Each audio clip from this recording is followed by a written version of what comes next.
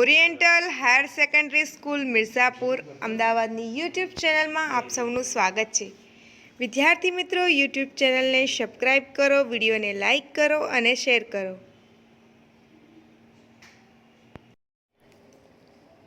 તો આજે આપણે ધોરણ 12ની અંદર પાઠ 12 છે સૌજન્યશીલ પ્રભાશંકર, એના વિશે અભ્યાસ કરીશું, જેનો સાહિત્ય પ્રકાર છે ચરિત્ર નિબંધ. હવે અહીંયા ધ્યાન રાખજો, ચરિત્રની અંદર કોઈ વ્યક્તિ વિશેને ચરિત્ર રખાતું, કોઈ એક વ્યક્તિને આપણે સારી રીતે જાણતા હોય, ઓળખતા હોય એવી વ્યક્તિનું ચરિત્ર હંમેશા આપણે લખી શકીએ છીએ. એના વિશે, એના જીવન વિશે, એના જીવનમાં જે બની ઘટના, જે પ્રસંગો છે એના વિશે આપણે ડિટેલમાં સારી રીતે લખી શકતા હોય છે. એટલે ચરિત્રમાં આવી રીતે આની અંદર પ્રભાશંકર વિશે મુકુંદરાય પારાશરીય જે લેખક છે આ પાઠના, એમણે જે પ્રભાશંકર છે એમના વિશે સરસ મજાનું આ ચરિત્ર લખ્યું છે. એમના વિશે જે જાણતા હતા એ માહિતી આપણને અહીંયા તેમણે આપી છે, એટલે એમના વિશે આપણે અહીંયા અભ્યાસ કરવાનો છે. તો છે લેખક મુકુંદરાય પારાશરીય. અને આ શેમાંથી લેવામાં આવ્યું છે આ ચરિત્ર? તો વ્યક્તિ દર્શન. તો હવે આવા ઘણા બધા વ્યક્તિઓના ચરિત્ર જે છે એ આ મુકુંદરાય પારાશરીય લેખકે લખ્યા છે, કે જેમને જાણતા હોય તો એમના વિશેની માહિતી, એ વ્યક્તિ કેવા હતા, એમના લક્ષણો, એમની અંદર રહેલી જે ખૂબીઓ છે, એમના જે કામ છે, બધું જ એમણે આવી જે વ્યક્તિ દર્શન નામનું જે એમનું પુસ્તક છે એની અંદર આવા ઘણા બધા સારા એવા શ્રેષ્ઠ મહાન પુરુષો થઈ ગયા એમના ચરિત્ર એમણે લખ્યા છે. તો વ્યક્તિ દર્શનમાંથી આ એક ચરિત્ર નિબંધ અહીંયા લેવામાં આવ્યો છે, જેનું નામ છે સૌજન્યશીલ પ્રભાશંકર. હવે આ ખાસ પૂછાય છે કે લેખક કોણ, એનો સાહિત્ય પ્રકાર પૂછાતો હોય છે ઘણીવાર, કે આ સૌજન્યશીલ પ્રભાશંકર પાઠનું સાહિત્ય પ્રકાર શું છે? તો ધ્યાન રાખજો, ચરિત્ર નિબંધ. નિબંધ ઘણા પ્રકારના હોય છે, લલિત નિબંધ હોય છે, હાસ્ય નિબંધ હોય છે, એવા ઘણા નિબંધો હોય છે. પણ અહીંયા કયો નિબંધ છે? ચરિત્ર નિબંધ. તમે નામ જુઓ કે પ્રભાશંકર વિશે વાત કરવી છે, તો કોઈ વ્યક્તિ વિશે વાત કરીએ તો સ્વાભાવિક છે એ કોઈનું ચરિત્ર આપણે કહેતા હોઈએ, કોઈના વિશે કહે છે કે કોઈની ચરિત્ર પર આંગળી કરી આમ તેમ કોઈના વિશે વાત કરીએ તો અહીંયા પ્રભાશંકરનું નામ સાંભળો એટલે કોઈ વ્યક્તિનું નામ આવે, આપણને ખરેખર લાયક થાય કે આની અંદર આ વ્યક્તિ વિશે વાત કરવામાં આવી છે. તો જે વ્યક્તિ વિશે વાત કરીએ છીએ વિશેષમાં એને ચરિત્ર કહેવાય છે. તો આનો પ્રકાર છે ચરિત્ર નિબંધ. અને તે શેમાંથી લેવામાં આવ્યું છે આ ખાસ પૂછાય છે, તો વ્યક્તિ દર્શનમાંથી આ લેવામાં આવ્યું છે. તો આપણે પ્રભાશંકર વિશે અભ્યાસ કરીશું તે પહેલાં આપણે લેખક વિશે પણ થોડો પરિચય મેળવી લઈએ.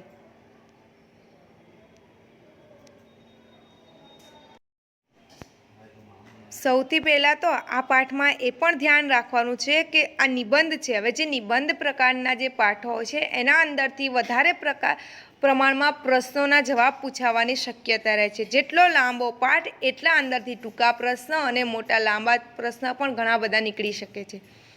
વ્યાકરણ પણ એટલું જ હોય છે. તો આ પાઠનું વેટેજ વધારે હોય છે, એટલે કે ધ્યાન રાખજો, જે મોટા પાઠ હોય અને તમારા સિલેબસની અંદર આ પાઠમાંથી પણ ઘણા બધા પ્રશ્ન પૂછાતા હોય છે. તો આ ચેપ્ટરને તમે ખૂબ આમ તો બધા ચેપ્ટરમાંથી પૂછાય છે, પણ જેમ મોટું ચેપ્ટર, મોટા કદનું, એમ પ્રશ્નની સંખ્યા પણ એને અંદરથી વધારે પૂછાતી હોય છે, એટલે કે ધ્યાન રાખજો.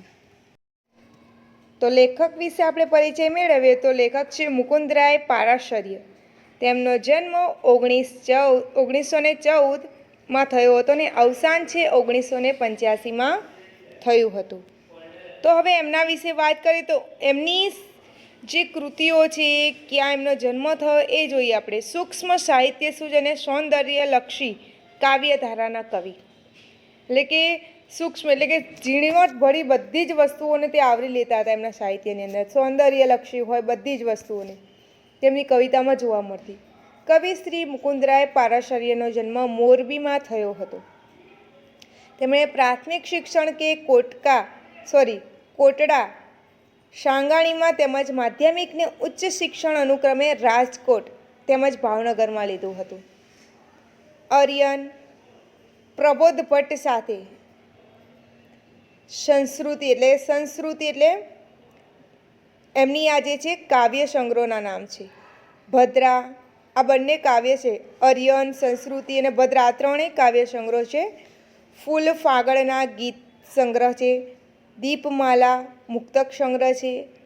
કંઠ ચાતકનો અને પ્રાણ બપૈયાનો, આ ખાસ યાદ રાખજો, આ કંઠ ચાતકનો અને પ્રાણ બપૈયાનો આ એમનો પદ સંગ્રહ છે. જેમ નરસિંહ મહેતાએ પદ રચ્યા, બધાએ પદ રચ્યા છે, મીરાબાઈએ, એવી રીતે આમણે પણ પદની રચના કરી છે. તો એમનો પદ સંગ્રહ છે એ સૌથી શ્રેષ્ઠ છે.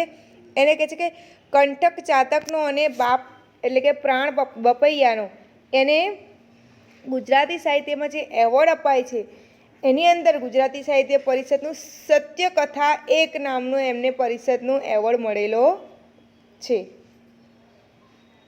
તેમજ મારા મોટી બા અને બીજી સત્યકથાઓને ગુજરાતી સાહિત્ય અકાદમીના પારિતોષિક પ્રાપ્ત થયેલા છે.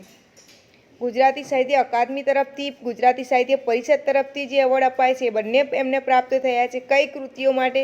તો ગુજરાતી સાહિત્ય પરિષદમાંથી સત્યકથા એકમાં કયો મળ્યો છે? કંઠ ચાતકનો અને પ્રાણ બપૈયાને મળ્યો છે. ત્યારે આગળ છે મારા એટલે કે મારા મોટી બા અને બીજી સત્યકથાઓ, એને ગુજરાતી સાહિત્ય અકાદમી તરફથી એમને પારિતોષિક આપવામાં આવ્યું હતું. સત્વશીલને 1978નો નર્મદ સુવર્ણચંદ્રક પ્રાપ્ત થયેલો છે. આ બે લીટીઓ ખાસ ધ્યાનમાં રાખજો. આ જે બે લીટીઓ છે તે, કારણ કે આની અંદરથી હેતુલક્ષી પ્રશ્ન પૂછાય છે. આ પહેલાં પણ પૂછાઈ ગયેલો છે અગાઉ બોર્ડમાં કે કંઠ ચાતકનો અને પ્રાણ બપૈયાનો પદ સંગ્રહને કયો એવોર્ડ મળ્યો છે અથવા કોનો છે પદ સંગ્રહ, એ ખાસ પૂછાય છે. એવોર્ડ તો ઠીક પૂછાય નથી, પણ પદ સંગ્રહ કોનો છે એ પૂછાઈ ગયેલો છે. તો લેખકનું નામ તમારે યાદ રાખવાનું. હવે આપણે લેખક વિશે થોડી માહિતી મેળવી લીધી. એમને કયા એવોર્ડો જે મુખ્ય હેતુલક્ષી જે પ્રશ્નમાં પૂછાય એનો સાહિત્ય પ્રકાર પૂછાતો હોય છે, લેખકનું નામ પૂછાતું હોય છે, કૃતિના કર્તા એટલે કે લેખકનું નામ બોલીને કે આમની કઈ કૃતિ તમારા અભ્યાસક્રમમાં છે, એનો સાહિત્ય પ્રકાર પૂછાતો હોય છે, શામાંથી લેવામાં આવી છે, તો આપણે જોયું વ્યક્તિ દર્શનમાંથી. એવી રીતે હવે આની અંદર કોનું ચરિત્ર આલેખવામાં આવ્યું છે એવો પ્રશ્ન પણ તમારે પૂછાઈ શકે. તો તમારે યાદ રાખવાનું કે શ્રી પ્રભાશંકર જે છે ભાવનગરના એટલે કે પાટણના શ્રી પ્રભાશંકર છે જે ભાવનગરમાં આવીને રહ્યા, જે એમણે દિવાન પદ સંભાળ્યું, એમણે જે શિક્ષકથી શરૂઆત કરી હતી, શિક્ષક પદથી સાધારણ, તો એમણે પછી દિવાન પદ મોટા પ્રધાનમંત્રી તરીકે પ્રધાન તરીકે રહી ચૂક્યા. એ એમની જે જીવનગાથા છે એને અહીંયા આલેખવામાં આવી છે. એમનું ચરિત્ર ચિત્રણ અહીંયા કરવામાં આવ્યું છે. લેખકે ટૂંકમાં અને સરળ અને સરળ પેલી આપણે જે કહીએ છીએ કે શૈલી જે કહીએ છીએ એમની કે સહજ, સરળ, સ્પષ્ટ, પારદર્શક એવા જે પ્રભાશંકર જે છે એમની શૈલીને એમણે લેખકે પણ સ્પષ્ટ રીતે, પારદર્શક રીતે, સહજ રીતે, સરળ રીતે જે આપણું ધ્યાન ખેંચે એવી રીતે અહીંયા રજૂ કરી છે. તો આપણે જોઈએ કે સામાન્ય શિક્ષક પદથી ભાવનગર રાજ્યના દિવાન પદ સુધીની એમની જે જીવન છે, સામાન્ય શિક્ષકથી શરૂઆત કરી હતું જીવન અને દિવાન પદ સુધી મોટા પ્રધાન રહી ચૂક્યા ત્યાં સુધીની જે પટણીની વિકાસ ગાથા, પટણી કોને કહ્યા છે? શ્રી પ્રભાશંકરને. એમની જે વિકાસ ગાથા છે, એમનું જે જીવન છે એનો ગર્વ નમૂનેદાર આલેખ સુચારુ ઢબે લેખકે રજૂ કર્યો છે. સરસ મજાનો લેખકે અહીંયા રજૂ કર્યો છે. તેમના સ્નેહ, સૌજન્ય, સહૃદયતા, નિષ્પૃહ્યતા, દ્રઢતા, કોમળતા, ત્યાગ, સેવા તત્પર્ય, નિર્ભિમાનીપણું, પરહિત પરાયણતા એમના ગુણો છે.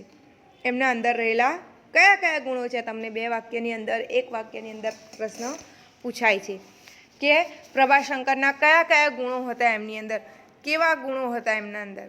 કોઈ બી વ્યક્તિની કોઈ વિશેષ આગવી ઓળખ હોતી હોય છે, એની અંદર કંઈક સારા એવા ગુણો રહેલા હોય છે.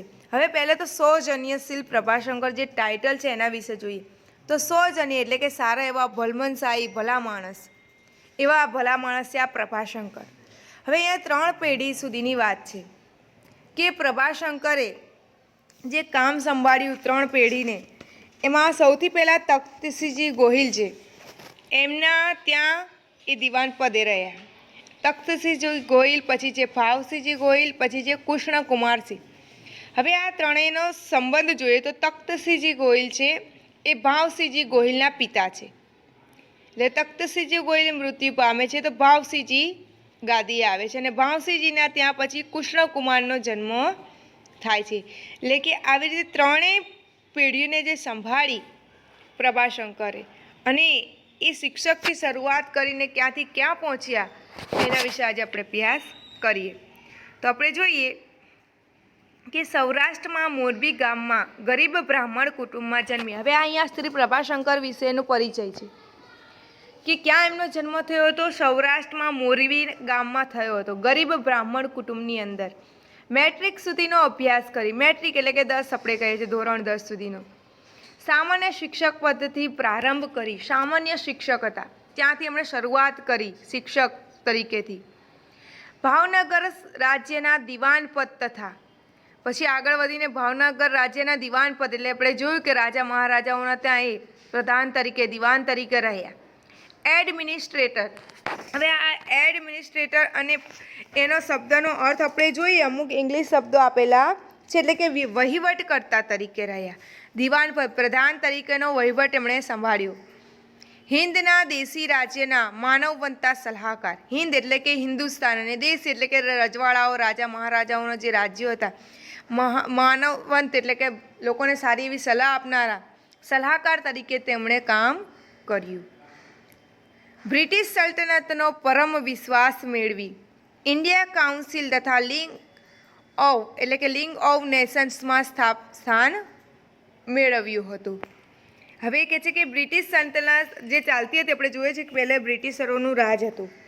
એ લોકોએ જે બ્રિટિશ સલ્તનત એટલે કે રાજ્ય, એ રાજ્યની અંદર જે એમણે જે પરિષદો ગોઠવાતી, ઇન્ડિયન કાઉન્સિલ એટલે કે ભારતીય સલાહકાર સમિતિ જે ગોઠવાતી, જે સલાહકાર માટેની સલાહ આપે, એકબીજા સારા એવા સૂચનો, જે પોતાના મત, પોતાની રાય, સલાહ આપી શકે એવી. તો એની અંદર પણ પ્રભાશંકરને સ્થાન આપવામાં આવ્યું.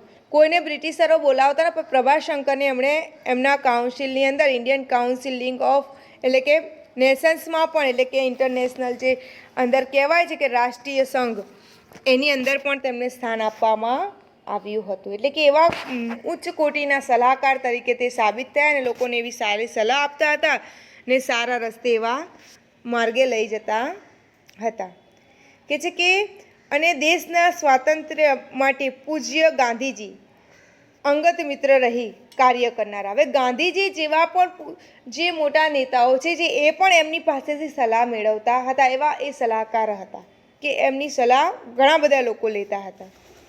સર પ્રભાશંકર દલપતરામ પટણીની ઈસવીસન 1862થી 1938 સુધીની 100 વર્ષની કારકિર્દી, એટલે કે 75 વર્ષ સુધીની કહીએ, આશરે 75 વર્ષ એમની જે કારકિર્દી છે, કાર્યસિદ્ધિઓ છે, એ અસંખ્ય છે. આપણે ગણી ન શકીએ એટલા કાર્યો તેમણે કર્યા છે. એમના જીવનગાથા એટલે કે 1862થી 1938 સુધીનું જે એમનું આયુષ્ય છે, એના અંદર એમણે ઘણા બધા એવા કાર્યો કર્યા છે કે આપણે ગણી ન શકીએ એટલા બધા સારા કાર્યો અને લોકોને સારી એવી સલાહો આપી છે. એમની બુદ્ધિ, પ્રતિભા તથા કાર્યશક્તિ આકર્ષક હતા. એમના અંદર શું હતું? એમની બુદ્ધિ એ શ્રેષ્ઠ હતી, જે સલાહ આપતા હતા લોકોને, અને કાર્યશક્તિ, એમને કાર્ય કરવાની જે રીત હતી એ લોકોનું આકર્ષણ, ધ્યાન ખેંચતી હતી. એના કારણે લોકો તેમને બોલાવતા હતા. તેમની આશ્ચર્યકારક અને સિદ્ધિઓ નોંધી શકાય, પણ તેમના જીવનની ઓછી મહત્ત્વની નહીં તેવી વસ્તુઓ તેમનો સ્વભાવ હતો. એમની સિદ્ધિઓ આપણે કે છે નોંધી, લેખક કહે છે કે આપણે એમની સિદ્ધિઓ ઘણી બધી નોંધી છે કે એમણે આ કામ કર્યું, એમણે આ રાજાના ત્યાં કામ કર્યું, આ રાજાના ત્યાં દિવાન તરીકે રહ્યા. પરંતુ એ રહ્યા એના પાછળનું કારણ શું હતું? લોકો એમને બોલાવતા હતા. એ મેન હતો તેમનો સ્વભાવ. હંમેશા વ્યક્તિ પોતાના સ્વભાવથી ઉપર આવે છે. આપણે આગળ જીભ પાઠ આપણે તમે 11મા ધોરણમાં ભણ્યા હતા. જીભ જે આપણો સ્વભાવ છે એ રીતનું જ બોલવાનું કાર્ય કરતું હોય છે. એટલે કે જીભ વડે ચડે પડે માનવી આપણે કહ્યું હતું. એટલે માનવી પોતાના સ્વભાવથી જ ઊંચો આવે છે અને પોતાના સ્વભાવના કારણે જ તે નીચો પડતો હોય છે. સ્વભાવથી જ તે માન પામતો હોય છે અને સ્વભાવના કારણે જ તે અપમાનિત પણ થતો હોય છે. તો કહે છે કે જે એક કાર્ય કર્યા તેમણે એમને બધાના લોકપ્રિય બન્યા. એ શા કારણે? તો એનું જે વસ્તુઓથી મૂળ વાત હતી તે એમનો સ્વભાવ હતો. કેવો હતો તેમનો સ્વભાવ? મેં અગાઉ પણ તમને કહ્યું કે તેમના લક્ષણો, તેમની ખાસિયતો, તેમના સ્વભાવની ખાસિયતો, તેમના સ્વભાવ વિશેનો 2 માર્ક્સનો પ્રશ્ન પૂછાઈ શકે. તો તેમનો હતો સ્વભાવ કે શૌચનીય એટલે કે ભલા માણસ હતા. નિસ્પૃહતા એટલે કે કોઈ જાતનો તેમને એટલે કે નિર્ભિમાની, કોઈ જાતનો અભિમાન નહીં. નિસ્પૃહતા એટલે કે કોઈ પક્ષપાત ન હતો તેમને. કોઈ પણ જાતનો કોઈના પ્રત્યે પક્ષપાત રાખતા ન હતા. પછી અગાઉ કહે છે કે નિર્ભિમાની હતા, કોઈ પણ જાતનું અભિમાન નહીં. પરહિત પરાયણતા, લોકોના કાર્ય કરવામાં, પર એટલે કે પરાયા લોકોના કાર્ય કરવામાં હંમેશા તત્પર રહેતા હતા, હંમેશા બધાના કામો કરતા હતા વગેરે લક્ષણો તેમના અંદર. એમના આ ગુણો છે કે સૌજન્ય, નિષ્પૃયતા, નિર્ભિમાની તથા પરહિત પરાયણતા. આ તમે ખાસ યાદ રાખજો, આ પ્રશ્ન તમારે વારે ઘડીએ પૂછાતો હોય છે. અને ખાસ એક વાત યાદ રાખવાની છે કે આ પાઠની અંદરથી તમારે ઘણા બધા એવા પ્રશ્નોના જવાબ પૂછા, જે મોટા ચેપ્ટર હોય, જે નિબંધ પ્રકારના ચેપ્ટર હોય છે, એની અંદરથી વધારે પડતા પ્રશ્નોના જવાબ પૂછાય છે. અને પાઠ જેટલો લાંબો એટલા અંદર ટૂંકા પ્રશ્ન પણ ઘણા નીકળતા હોય છે. તો ખાસ ધ્યાન રાખજો પાઠની અંદર કે આના અંદરથી ઘણા બધા પ્રશ્ન તમારે પૂછાતા હોય છે. એમની પ્રત્યેક પ્રવૃત્તિ કે નિવૃત્તિ પરહિત સાધક હતી, એટલે કે જે પણ કાર્ય કરતા એ લોકો માટે કરતા હતા. પરહિત એટલે કે લોકોના હિત માટે જ કાર્ય કરતા હતા. પોતાના માટે તો બધા જ કરે છે, પણ બીજાના માટે જીવે એને કહે છે કે સૌજન્યશીલ પ્રભાશંકર જેવા બની શકે છે. એમની સ્વભાવ દર્શક ઉપલબ્ધ હકીકતોમાંથી થોડીક અહીં તારવે, એટલે કે આપણને જે એમની જે હકીકત છે, એમના સ્વભાવ વિશેની જે વાત છે, એમાંથી થોડા વિશે આપણે અભ્યાસ કરીએ. એમના વિશે અભ્યાસ કરીએ તો ખૂટે જ નહીં, એટલું બધું છે, પણ એ થોડી ઝલક આપણે અહીંયા જોવાની છે. તો કહે છે કે ઈસવીસન 1895માં મોરબી રાજ્યના કેળવણી ખાતામાં શિક્ષકના પદથી ભાવનગરના મહારાજાના હજુરી સેક્રેટરી પદ, એટલે કે કેળવણી ખાતું એટલે કે શિક્ષણ ખાતાના શિક્ષક તરીકે રહ્યા. પછી નિરીક્ષક તરીકેનું તેમણે કાર્ય કર્યું કે છે કે 1895માં મોરબી રાજ્યની અંદર. ત્યાર પછી તેમણે મહારાજાના હજુરી સેક્રેટરી પદ, એટલે કે જે મોરબીના મહારાજા છે, મોરબીના મહારાજા એટલે કે મોરબી બાવા કે છે, એનું નામ છે વાઘજી ઠાકોર. એમના ત્યાં હજુરી સેક્રેટરી પદે તેમાં રહ્યા. હજુરી એટલે કે હાલ, તત્કાલ એટલે કે હજુરી એટલે કે તત્કાલીન, એટલે કે ત્યાંના મંત્રી રહ્યા છે એમ. હજુ પણ ત્યાંના મંત્રી હતા એમ. એ સમયની વાત છે કે હું જ્યારે મંત્રી હતો એ આવ્યા. તે મહારાજા ભાવસિંહજી સગીર વયમાં એટલે કે નાની ઉંમરમાં, સગીર એટલે કે નાની ઉંમરમાં રાજકુમાર કોલેજમાં રાજકોટ ભણતા. હવે આ મહારાજા ભાવસિંહજી કોણ છે? મેં અગાઉ પણ કહ્યું, મહારાજા તખ્તસિંહજી ગોહિલ છે, તેમના પુત્ર છે મહારાજા ભાવસિંહજી. એ નાની ઉંમરમાં એટલે કે કોલેજ કરતા હતા. ક્યાં? રાજકુમાર કોલેજની અંદર રાજકોટમાં તે ભણતા હતા. જ્યારે રાજકોટમાં તે ભણતા હતા ત્યારે ભાવનગરની અંદર જે ભાવનગરના જે મહારાજા છે હજુરી સેક્રેટરી પદે રહેતા હતા. કોણ? આપણે સૌજન્યશીલ પ્રભાશંકર જે કહીએ છીએ, પ્રભાશંકર એ સેક્રેટરી તરીકે એટલે કે મંત્રી તરીકે કામ કરતા હતા. કોના ત્યાં? વાઘજી ઠાકોરના ત્યાં જ્યારે મંત્રી તરીકે કામ કરતા હતા ત્યારે ભાવસિંહજી છે એ નાની ઉંમરના હતા, એટલે કે સગીર વય એટલે કે નાની ઉંમરમાં, જ્યારે કે કોલેજની અંદર તેઓ અભ્યાસ કરતા હતા. યાદ રાખજો આટલું. જો ટૂંકમાં કહીએ કે જ્યારે પ્રભાશંકર જે વાઘજી ઠાકોરના હતા મંત્રી પદ સંભાળતા હતા ત્યારે કહે છે કે મહારાજા ભાવસિંહજી છે એ રાજકુમાર કોલેજનું નામ યાદ રાખજો, રાજકુમાર કોલેજની અંદર કહે છે કે તે રાજકોટમાં ભણતા હતા. ત્યારે શ્રી પ્રભાશંકર તેમની નોકરી એટલે કે કોની નોકરીમાં હતા? વાઘજી ઠાકોરની નોકરીમાં હતા. ત્યારે ભાવસિંહજી ભણતા હતા એટલે કોલેજની અંદર.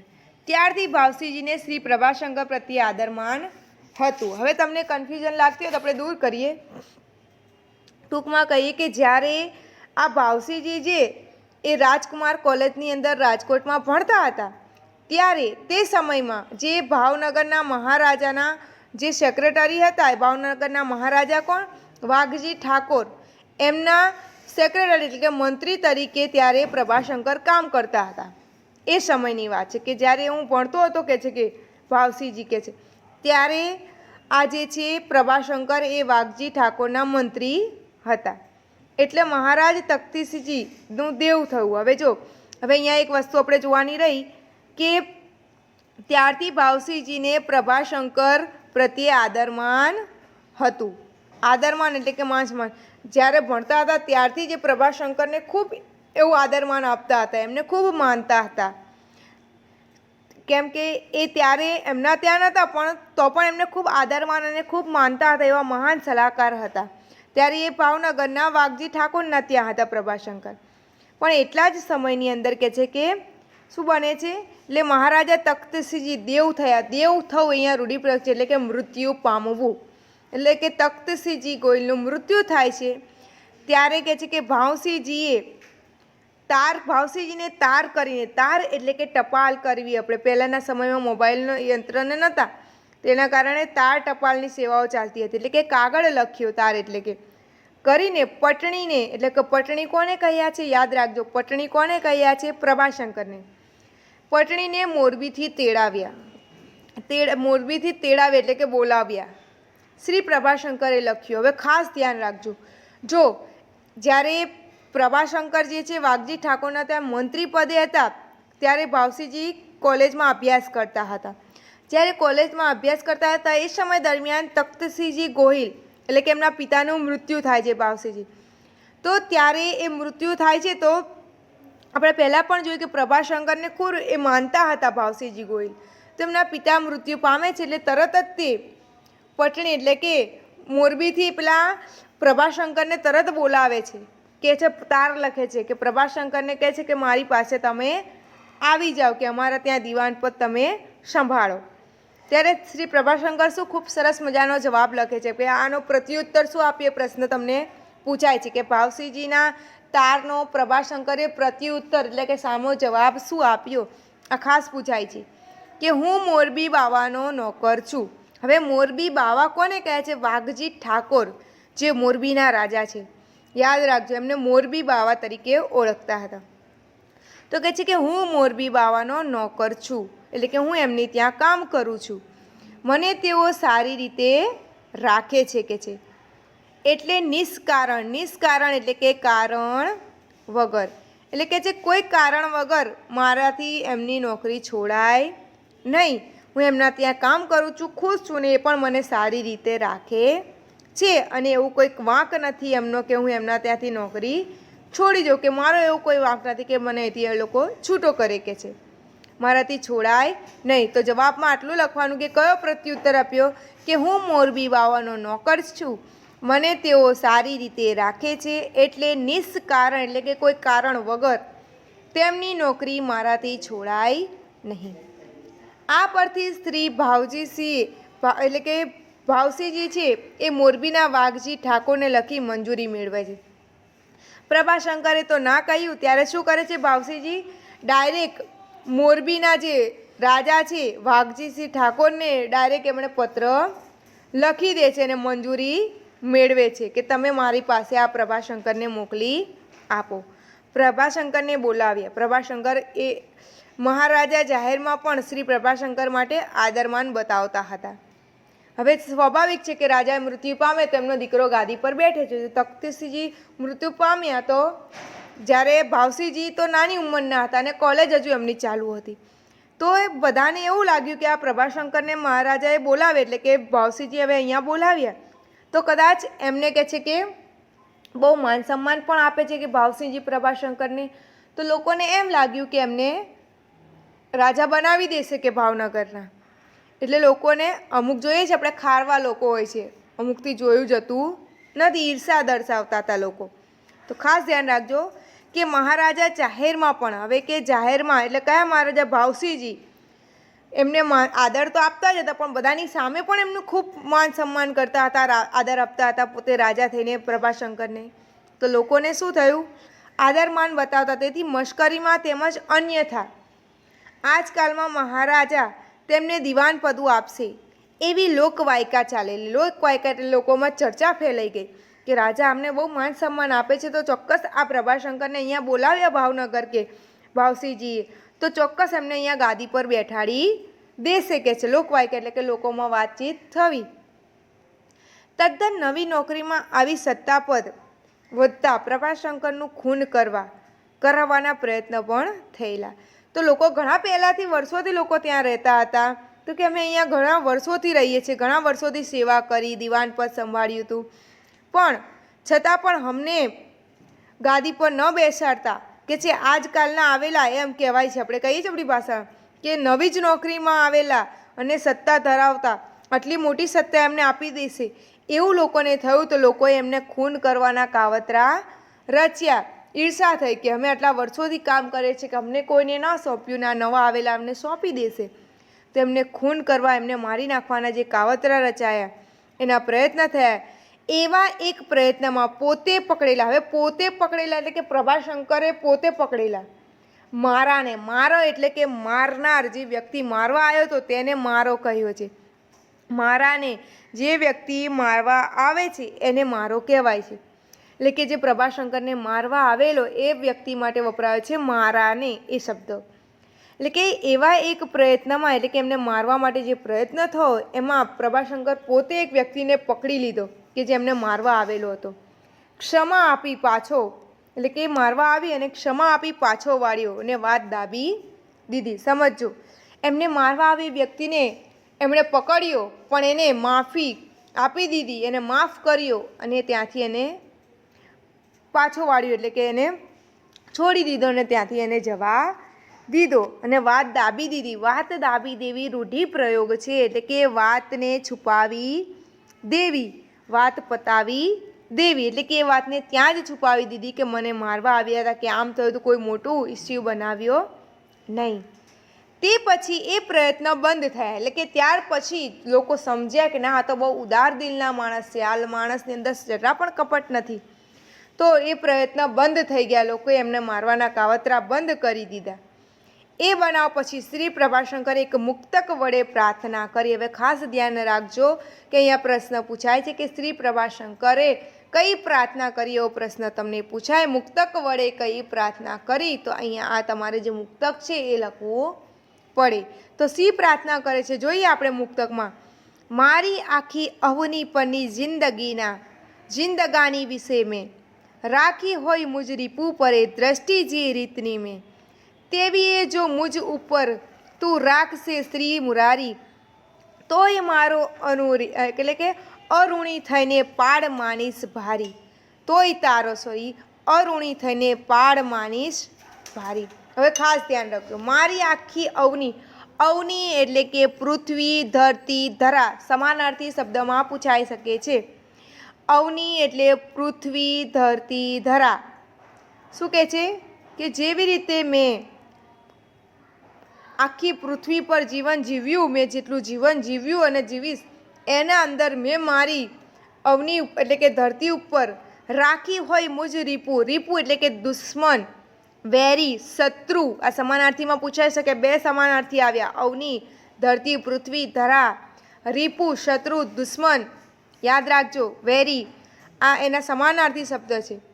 તો કહે છે કે રાખી હોય મુજ રીપુ પરે દ્રષ્ટિ જે રીતની મેં. શું કહે છે, ખાસ ધ્યાન રાખજો કે આખી પૃથ્વી પર જે અત્યારે મેં જીવન જીવું, તો મારા જીવનની અંદર જેમ મારા દુશ્મનો પ્રત્યે જે મેં દ્રષ્ટિ રાખી છે, જે ઉદારતા બતાવી છે, દુશ્મનોને પણ મેં માફ કર્યા છે, કે તેવી એ જો મુજ ઉપર તું રાખશે શ્રી મુરારી, જો તું એવી દ્રષ્ટિ તું મારા ઉપર રાખીશ તોય તારો અઋણી એટલે કે તારો ઋણ નહીં ચૂકવી શકું, કે અઋણી થઈને પાડ માનીશ ભારી, હું તારો ભારી આભારી રહીશ. કે જો ઈશ્વરને પ્રાર્થના કરે છે કે હું જેમ મારા દુશ્મનને પણ ક્ષમા આપું છું એવી રીતે તું, અને જેવી દ્રષ્ટિ હું મારા દુશ્મન પ્રત્યે રાખું છું, જેવા વિચારો એવી રીતે તું મારા ઉપર દ્રષ્ટિ રાખજે અને મને ક્ષમા પણ કરજે, તો હું તારો હંમેશા ઋણીને આભારી રહીશ. ખાસ ધ્યાન રાખજો કે જેવી રીતે મારા દુશ્મનને હું માફ કરું છું એવી રીતે તો હંમેશા મારો સાથ આપજે ને મને માફ પણ કરજે, અને હંમેશા તું મારા પર ખાલી કૃપા દ્રષ્ટિ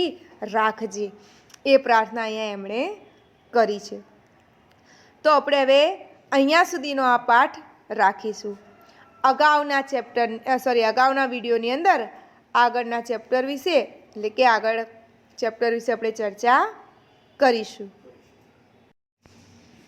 વિડીયો જોવા બદલ થેન્ક યુ.